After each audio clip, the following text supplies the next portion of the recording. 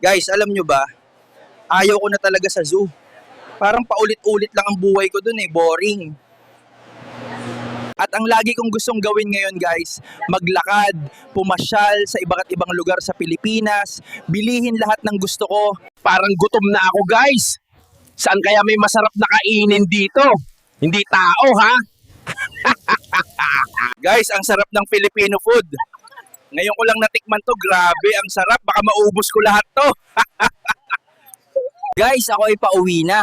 Dito sa lugar na ito yung nirentahan kong bahay, yo! Oh, tol, malapit din ba bahay mo dito? Nandito na tayo guys sa nirentahan kong bahay. Maliit lang to pero okay na rin siguro, kunting linis lang dito.